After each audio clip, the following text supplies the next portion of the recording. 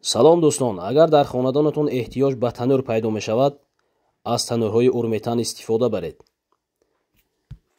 салому алайкум, субҳхайр реват. инҷо деҳаи реват аст. бо ҳамроҳони ман фарзандон, бобоҷону азизҷон ба сайри кӯҳҳои деҳаи реват баромда истодем. мо инҷо хело кӯҳҳояшро чақ зада будем, тамоми минтақаҳо, тамоми ҷойҳояшро, аммо як минтақа мондагӣ буд. онҷо ном дорад овули Нашхерта. барои чи як номи ғалатӣ, номҳо ҳамаш аз номҳои суғдӣ гирифта шудагӣ аст, зеро ки ин деҳаҳои кӯҳна ҳама атрофаш, тамоми минтақаҳо номҳои суғдиро дорад. ба ҳамин хотир овуле ки ҳозир рафта истодем, овули Нашхерта аст. ана ҳамроҳи дугӯшаи мо. ин ҷанвар, медонед мо барои чи сувор шуда азоб дода рафта истодем. ин тинҷию оромӣ намехоҳад, ин гапа мекобад. хар аст, як хар. ба ҳамин хотир вазифааш ҳаме одам савор мешавад, бор мекунед, зада пеш карда кашола карда гирифта бурдан мегиред.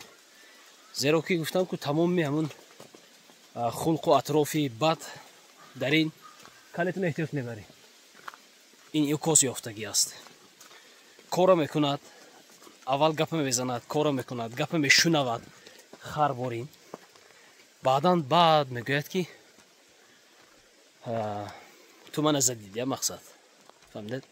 ба ҳамин хотир ина вазифааш ҳамин бор мекунед, болош сувор мешед, хала мекунед, мезанед, мурданак мебареду бо болоям бо алафу ҳезума бор карда гирифта нишон мешед. баъд дамаш дар дурнаш мебиёд.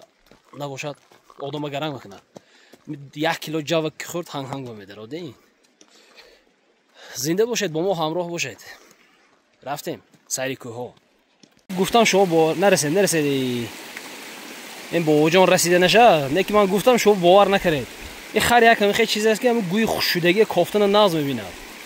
ин гапи кӯна тамоми ҷо мерад. ин чиз исботаш кити буд, ин фарзандам намондам. гӯ бӯ карда хушшудагӣ бошадам. кофта мерад, ҷим намешинад. ин фаҳмидед? барои ҳава ина нахи пеш кара зада мебаред. ина ҳамин ҳай ки накардед аз сари худ мерад. бад хала кунед аша ҳедат ана зӯр ки омад ҷарҷар мекунад.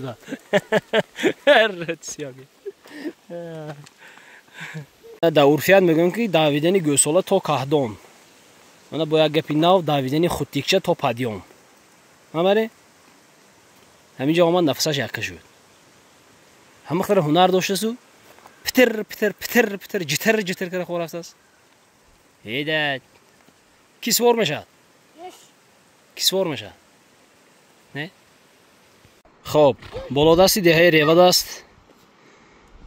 ана ҳамон мазоре ки мебинед, мардуми таҳҷоии реват бо номи мазори мулло Абдуллои Валӣ ном мебаранд. ҳаминҷо як қабр ҳаст.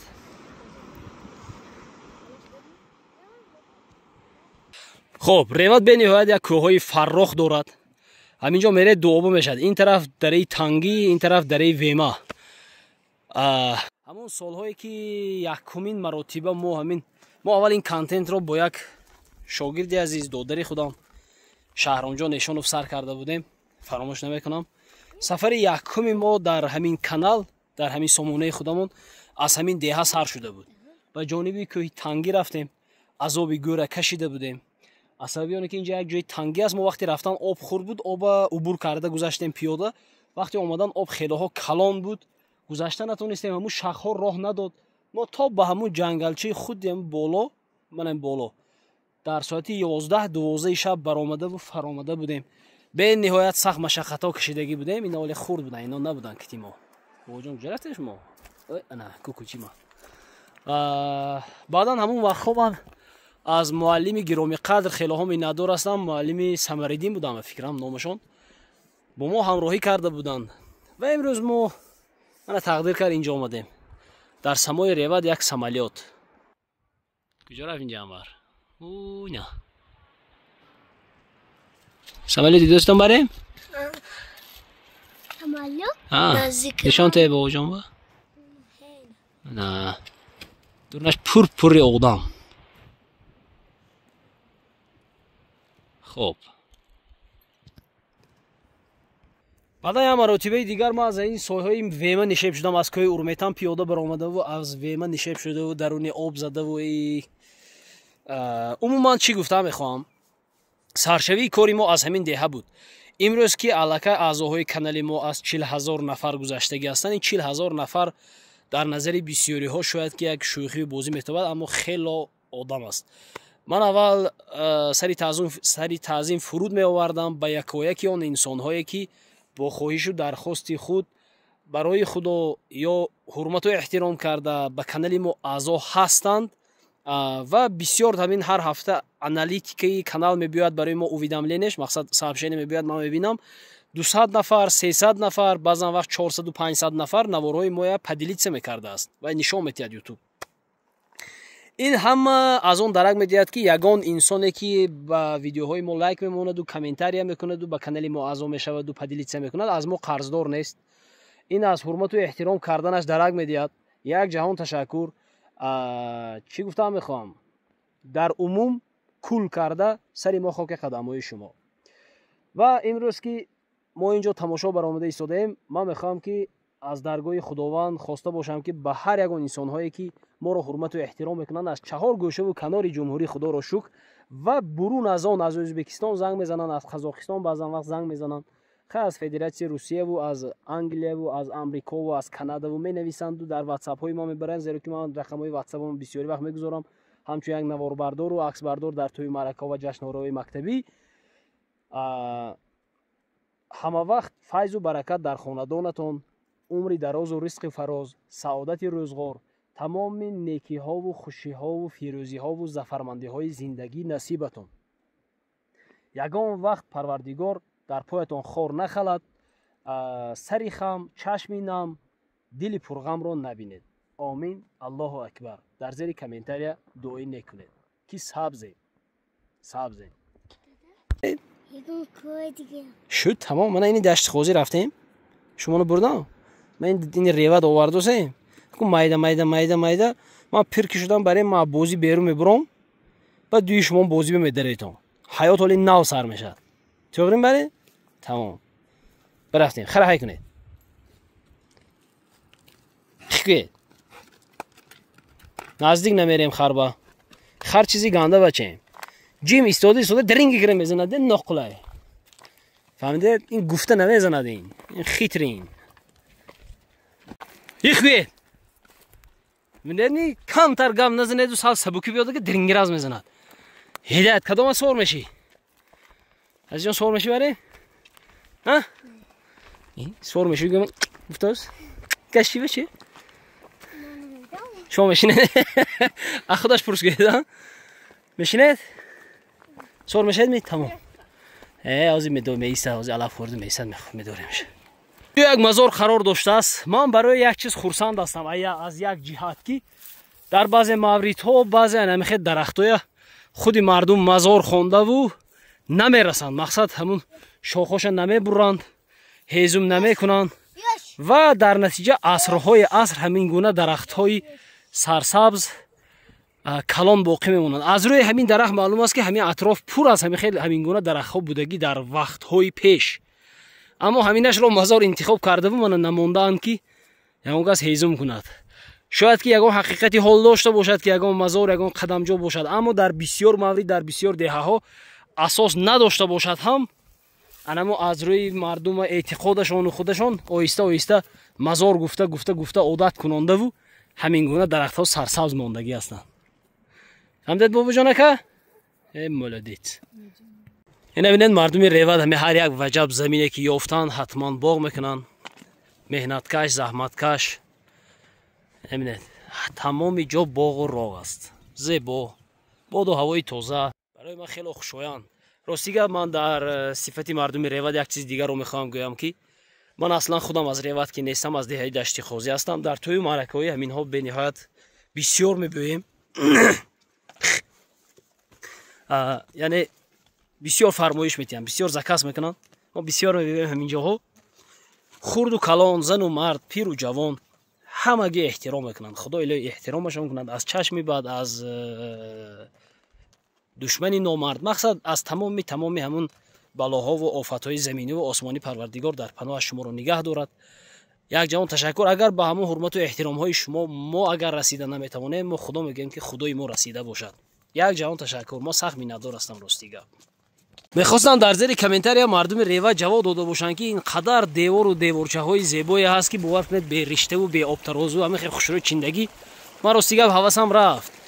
اینجاها پر از همین گونه دیوارچه ها هست. در زیر کامنتاری نویسید که همین مردم تهجویی امروزه کردگی هستند یا باباها و اجدادهای پیشتره. این آدمچه ها برای راندن خوک و زاغ و زغن و هر آن چیزی که برای همین کشت و کار خلل میرساند برای همونا ساخته شدگی است. باد و هوا گرم به نهایت، باد و هوا تازه. امره وای سی وای چه میکنه اونجا نفس تازه جانوره. باور کنید اگر همین گفته نفس میکشید کو همین تمام رگ و پیوندای شوشه تربوز میکفونه داخل ده، تمام رگ و پیوندای شوشه هوای تازه زیر میکنه. الو انمو تیغی بلند دیدید ها؟ نام انمونجا بازار بیبی خانوم. اونجا کوههای دهه کشتودک و ارمیتن باینش. فهمدید ها؟ خود انمو تیغچه با برامدگی بریم. اونجا سرحد ازبکستان و تاجیکستان. وای طرف ازبکستان این طرف تاجیکستان با سرحدی بین دو قشلاقی کلان، یک طرف کشتودک یک طرف ارمیتن. فهمدید ها؟ ببینید کجا با میریم همونجا یا نه؟ ها؟ من رفتگی بریم زمینه مردم ریوت. ببینید باور کنید همینجا هم یک جای عجیبی بود است نیکی. هم بالا پیروهایی که با اهل نشخرته میبرد با درونی جنگل بزاری انبوه میگن. انبوه هشی بود جافس زیک از چه های سرسبز تاجیکستان. هله کپوی وای کپوی اول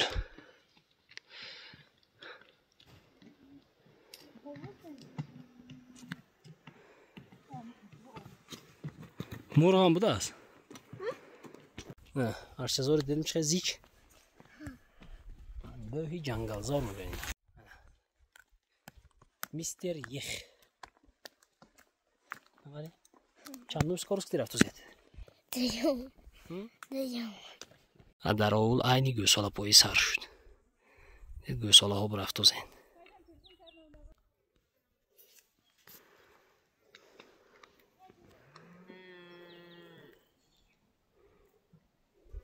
ما اولا هم در رسیده من یک کامو یک گاو فرامده قشلاق رفته است. همه رفته گشته می آمده این بالا قشلاق می نمایید است نیکی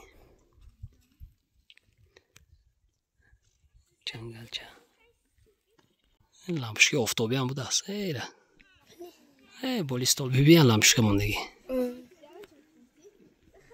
این آفتاب دی زرد میگیرد و شب در میگیرده. دلی از چیز رو میخوام گویم که برای انتخاب کردن جای اولنشین همه جا درست نمیگیرد.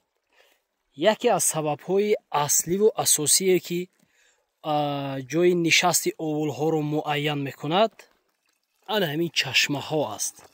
زیرا که در جای به آب اول شیشتن نمیتوانند.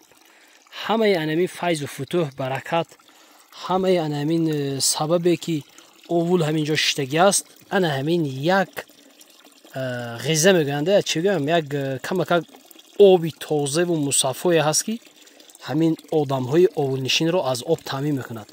اینها رو ببینید با آخور کرده بود برای مال ها خوردن شرایط مساعدت کردن. یعنی بالاش نمیدونم برای آدم خوردن باشد همین گونه است کاری کرده. چی گفتم میخواهم بسیار جایها آب فراوان است اما قدر و قیمت ندارد. در بعضی جای دیگر باشد علف فراوان، درخت فراوان، چراگاه فراوان اما آب نیست. و همین خاطر آب و خاک و طبیعت و درخت و ҳама он неъматҳои бузурги парвардигоре ки барои мову шумо насиб кардааст бояд ба қадраш расем, ифлос накунем. Дар бисёр ҷойҳо бовар кунед обро бениҳоят сахт ифлос мекунанд, ки ман яқинан медонам ки имрӯз ё пагоҳ ҳамин гуна одамҳо зарарашонро аз табиат ҳатман мегиранд, аммо дар каллашон намезанад ки худо нишон додааст. Баре молпоимӣ чӣ? Куҷо?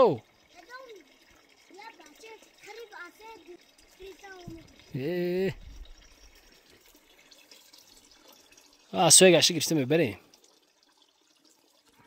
бибинедон бачаам ҳар якташ як ҷои каппа будааст. Ми чӣ пештар кап инту рах рафтаику. солҳои пеш бисёр одам овул мебуромдагӣ, ҳама гӯё ки овул пушта мебуромдагӣ, ҳама ба аста кам шуда рафтагӣ.